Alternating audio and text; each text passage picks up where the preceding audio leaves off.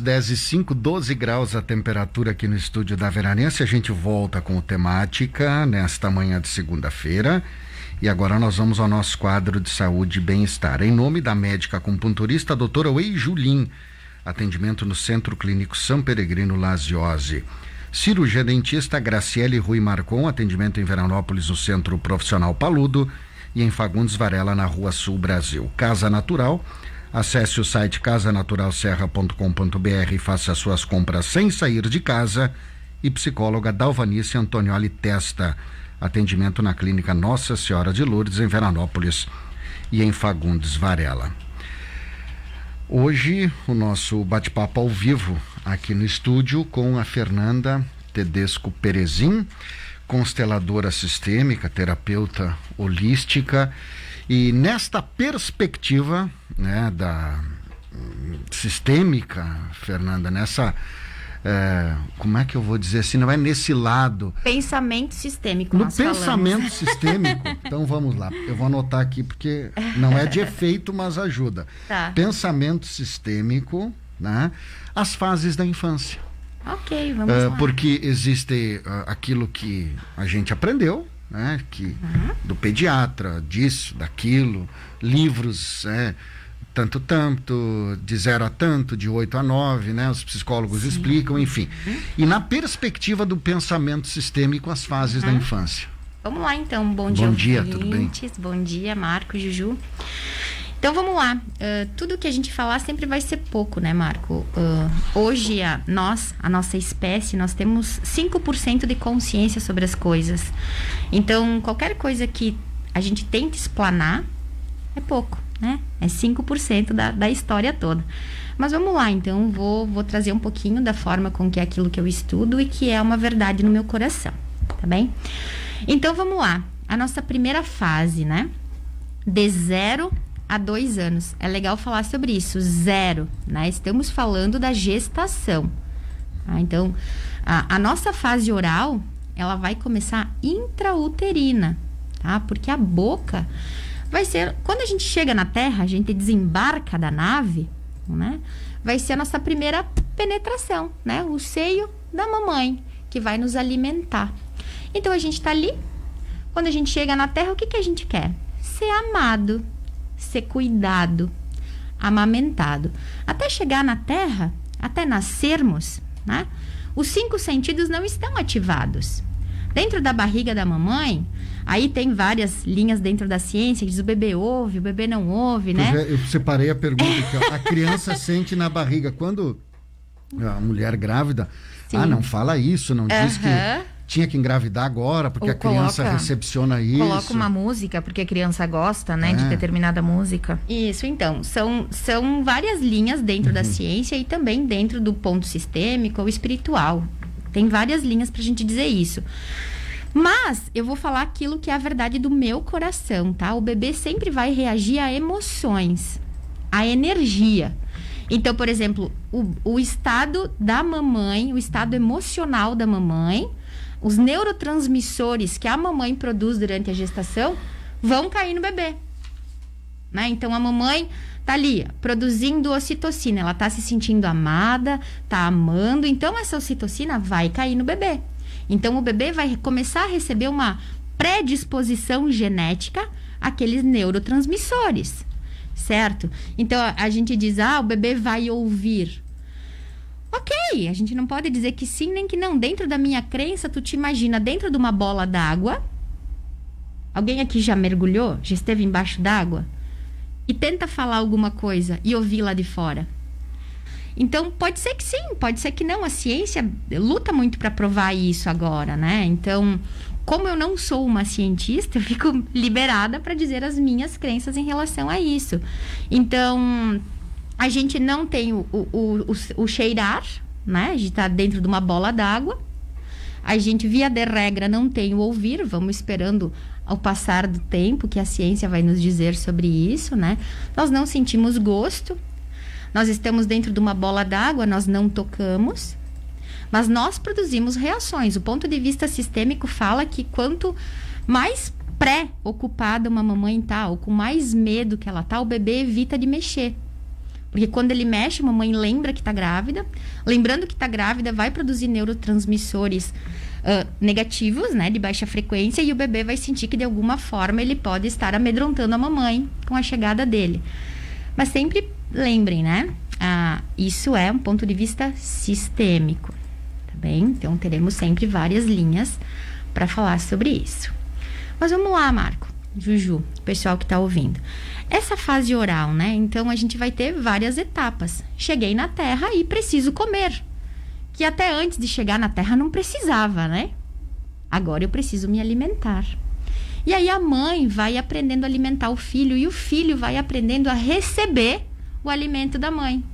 E aí a gente já começa o dar e receber.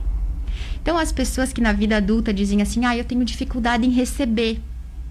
E aí a gente começa a investigar dentro da linha terapêutica como foi o receber o leite da mãe. Como foi o dar o leite da mãe e como essa criança recebeu o leite da mãe. Né? Então, ali a gente já começa as crenças do dar e receber. Aí, devagarinho, a gente vai vendo se falar é legal, se expressar a emoção é legal. Então, tu imagina o seguinte, a mamãe e o papai estão agora ouvindo essa reportagem. É uma reportagem interessante. E a criança tá lá fora fazendo comidinha no barro. Tô falando da minha infância, tá? Eu fazia comidinha com barro. Não sei se hoje em dia muitas crianças fazem isso. Tô lá fora fazendo comidinha no barro e entro correndo. Mamãe, fiz aqui um bolo de chocolate, prova. E a mamãe tá ouvindo a reportagem, que é algo interessante. Ela diz, calma, filho, calma, deixa a mamãe ouvir aqui. Ou, às vezes acontece, cala a boca, deixa eu ouvir aqui. Tudo isso, na hora, vai lá no inconsciente da criança, no subconsciente. E vai programar, opa, se eu for espontâneo, a mamãe pode não gostar. Ou a mamãe diz assim, para tudo e diz, filho, vem, deixa a mamãe ver. Então, conforme a mamãe e o papai vão reagindo às nossas emoções, eu demonstrei, eu fui espontâneo, eu fiz algo, a mamãe quis ver. Então, tu imagina que o adulto, ele tá vivendo a vida dele, tendo as organizações de vida adulta dele, e aquela criança assistindo tudo aquilo, tá formando suas crenças. Fer, isso ocorre mesmo quando não é com intenção. Digamos, a mãe não mandou o filho ficar quieto com a intenção de que ele, né, se sinta, não queira trabalhar a sua espontaneidade, por exemplo. É na forma apenas de falar que a criança pode receber de uma forma diferente. É isso, né, Juju? Porque já houve uma predisposição genética durante a gestação, sobre os acontecimentos da gestação, e aquela criança já tem uma sensibilidade maior ou não. Porque vai ser uma criança que vai dizer assim, ok, eu vou esperar a minha vez de falar. Vai ser uma criança que vai criar um trauma e vai dizer assim, quando eu sou espontânea, mamãe me xinga. Então, não existe uma regra, por isso que é sistêmico.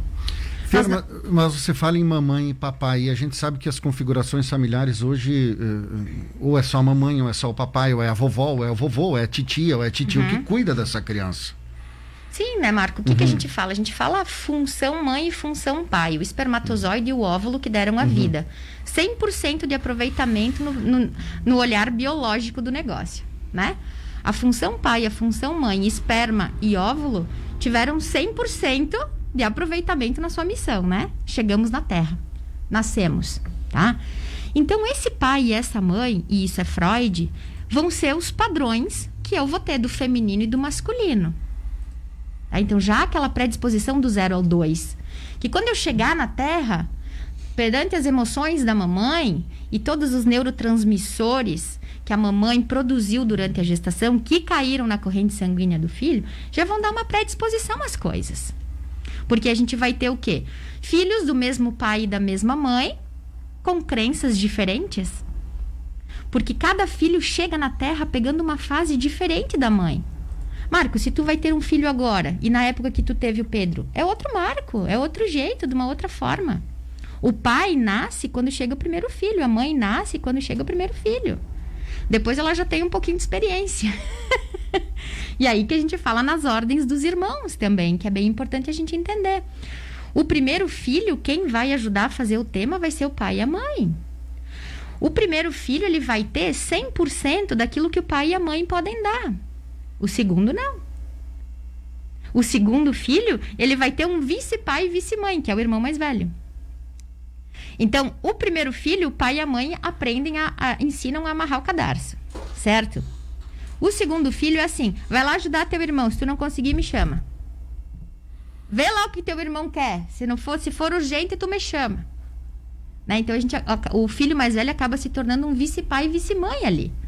A mamãe e o papai só vão ir quando for algo mais grave. Que o primeiro filho não deu a volta. Aí sim vai ser chamada a mamãe. Então, são tudo crenças que nós vamos formando e também partindo do nosso clã. Como é que foi no meu clã? Clã que tu diz a família, né? A família, o teu clã. Fernanda, 10 e 16 já. Nós temos quantas fases de infância? Não, porque de 0 a 2 nós nem chegamos em... Então, vamos falar um pouquinho... De 0 a 2 é uma fase... Oral. Fase oral. Oral, que é a boquinha, né? Então, a criança vai levar tudo na boca. Aí vai ter aqueles brinquedos que precisam ser acima de 2 anos. Que daí a criança já não tá precisando botar na boca para ver como é que é. Né? Não, porque o que eu vou propor, Ana Júlia e Fernanda, que a gente divida esse tema, entendeu? As fases da infância a gente divida em conversas. Ótimo, entendeu? Pode. De 0 a 2 anos, o que mais a gente pode explorar agora? Então, o que é bem legal a gente falar? Vamos voltar lá no 0, que daí a gente vai um pouquinho em ordem, né? Então, imagina o seguinte, o óvulo que deu a vida pra gente, que estava dentro do útero da mamãe, que o útero da mamãe se formou dentro do útero da vovó. Então, durante a gestação da nossa avó materna, quando a nossa mamãe se formou dentro da vovó, o útero da nossa mamãe se formou dentro da vovó, os ovócitos, que um dia seriam fecundados pelo esperma do nosso papai, já estavam formando o nosso inconsciente. Então, tu imagina que o nosso inconsciente, direto, tá? Direto, porque tem o inconsciente familiar, que isso a gente vai pegar muitas gerações para trás, tá? Mas o nosso inconsciente direto, ele começou a se formar durante a gestação da vovó, quando ela gestava a nossa mãe. Por isso que falam que a fruta não cai longe do pé? Não tem, né? Como é que macieira vai dar pera? Né? Então, conhecerei os males dos pais e dos filhos, da 4ª à 5ª geração. Saberei da árvore através dos frutos. Isso é bíblico. Isso é bíblico. E a genética vai fazer a mesma coisa. A ciência vai pegar o familiar para fazer uma doação de órgão. Né? Então, não é só um DNA físico. Não é só o genoma. Isso é psíquico, é inconsciente. Então, vai ter o comportamento. Tá? Então, para nós, do ponto de vista sistêmico, as doenças têm cunho emocional. E aquela doença que tu diz assim, mas meu pai tinha e eu já nasci com o negócio. Mas é óbvio, tchê. Aquele comportamento que tá no teu pai tá introjetado no teu inconsciente. Tu não tem como não fazer ele. Fer, do 0 aos 2 anos, quais são, talvez, as principais crenças que nós identificamos hoje enquanto adultos? Distúrbio alimentar, vícios, né? Gostar de bebida alcoólica, cigarros, tudo isso são traumas da fase oral. E a gente tem mania de falar as coisas ruins, né? Por exemplo, isso que nós 3 estamos fazendo agora é algum trauma. A gente fala trauma no sentido negativo da palavra, né? Mas tudo tem os 2 lados.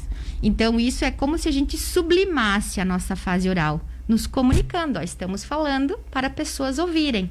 Então, é sinal que lá na nossa família, quando a gente falava, nos admiravam. Alguém nos elogiava. Ó, que bonita a voz. Olha como a Fernanda sabe falar. Né? A minha mamãe me incentivava muito, que deve estar me ouvindo. Um beijo para minha mãe, para meu pai, que com certeza estão me ouvindo. A mãe sempre me incentivou muito, porque, filha, tu vai falar. Contigo, ninguém vai falar alto. Tu vai falar mais alto. Então, isso também a gente vai chamar de comando materno, né? Então, a minha mamãe sempre desejou muito, e ela gostava muito quando eu falava, quando eu me expressava.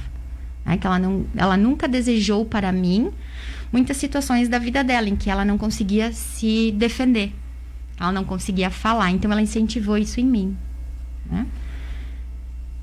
Silêncio, cri, cri. Mas eu fiquei esperando pelo Marco. Não, tá meio pensativo, né? Senão eu já posso perguntar. Mas é verdade, né? Mas é uma verdade. Você vai absorvendo isso dentro do pensamento sistêmico, né? Nessa perspectiva do pensamento sistêmico.